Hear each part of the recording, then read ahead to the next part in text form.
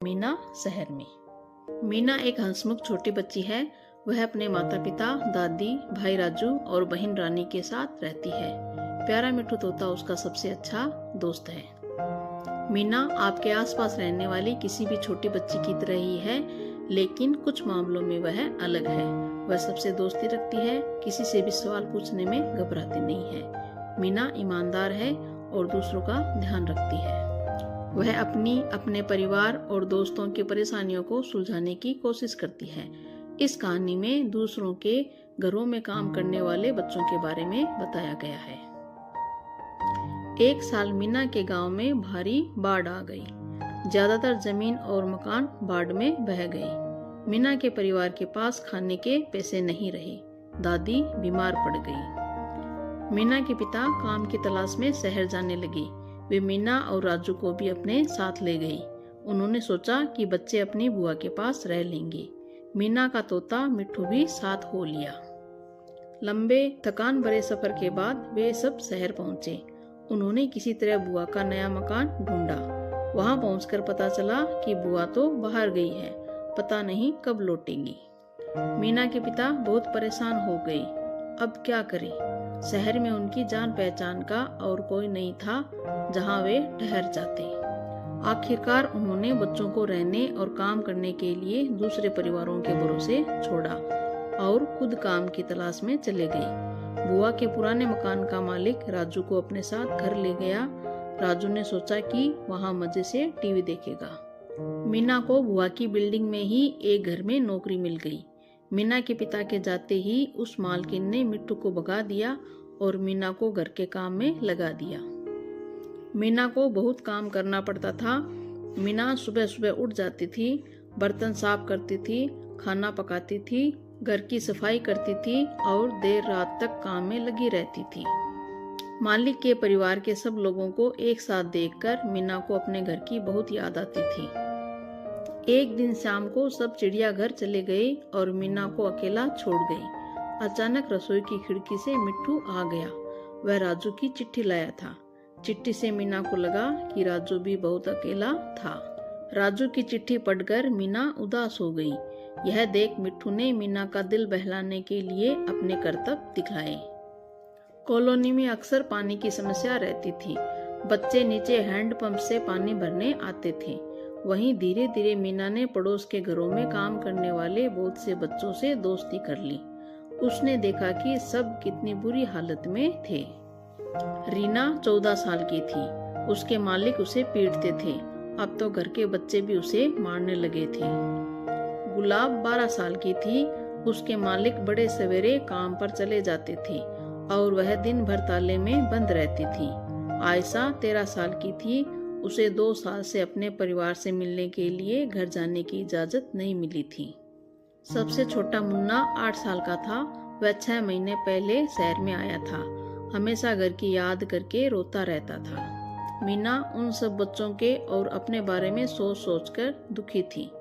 पता नहीं बाबा उससे और राजू को लेने कब आएंगे, पता नहीं बुआ कब लौटेगी। एक बार बाबा मीना से मिलने आए, लेकिन मालकिन ने कह दिया कि मीना बाहर गई है। वह नहीं चाहती थी कि मीना के पिता देखे कि मीना वहाँ दुखी है। दिन गुजरते रहे। मीना अपने मालकिन के बेटे पप्पू की पढ़ाई में मदद करने लगी। दोनों की दोस्ती हो गई और मीना को कुछ अच्छा लगने लगा। कभी कभी पप्पू भी काम में मीना का हाथ बंटा देता था। एक रात मीना पुराना अखबार पढ़ रही थी। उसकी नजर कामकाजी बच्चों के लिए तीसरे पहर के स्कूल की खबर पर पड़ी। मीना सोचने लगी कि इससे तो सब लड़कियों और लड़कों को पढ़ने का मौका मिलेगा। अचानक उसने रसोई की दीवार पर खटखट की आवाज सुनी। मीना ने ईंट हटाई तो देखा सारा खड़ी थी। वह बगल के घर में काम करती थी। वे लोग अभी अभी घूमकर लौटे थे। मीना और सारा आधी रात तक बात करती रही। सारा ने बताया कि उसकी मालकिन अच्छी है, लेकिन वह जिंदगी भर दूसरों के घर काम नहीं करना चाहती। अगले दिन मीना सारा और दूसरे बच्चों से मिली। उसने तीसरे पहर के स्कूल के बारे में अखबार की खबर दिखाई। दूसरी लड़कियां भी बहुत खुश हुई, लेकिन फिर सोच में पड़ गई कि उन्हें स्कूल कौन जाने देगा। सिर्फ सारा को लगा कि वह अपने मालकिन को मना लेगी। थोड़े दिन बाद मीना पानी की बाल्टी लेकर हाँफती हुई सीढ़ियाँ चढ़ रही थी तो पड़ोसन बाहर निकली। वह तो मीना की बुआ थी, वही सारा की मालकिन थी। बुआ मीना को दूसरों के घर काम करते देखकर बहुत हैरान और परेशान हुई। बुआ तुरंत मीना और राजू को अपने घर ले आई। उन्होंने मीना की मालकिन से कहा कि 14 साल से छोटे बच्चों से काम करवाना कानूनन मना है, बच्चों को स्कूल जाना चाहिए। तब तक मीना के पिता ने भी काफी पैसे कमा लिए थे, इसलिए सब अपने घर लौट आई। मीना घर लौटकर दोबारा स्कूल जाने लगी थी और बहुत खुश थी। उसे अक्सर सारा और शहर के अपने दूसरे दोस्तों की याद आती थी। पता नहीं वे कभी स्कूल जा पाएंगे या नहीं। एक दिन मीना को सारा की चिट्ठी मिली। सारा ने लिखा था कि मीना की बुआ को चिंता थी कि उसे अकेले स्कूल कैसे भेजे।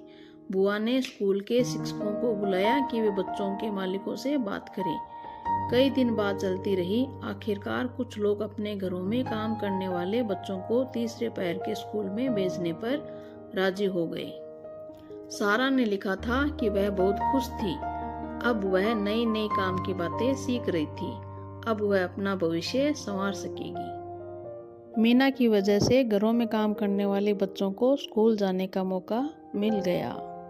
हम स्कूल चले संग। मीना एक हंसमुख छोटी बच्ची है। वह अपने माता पिता, दादी, भाई राजू और बहन रानी के साथ रहती है।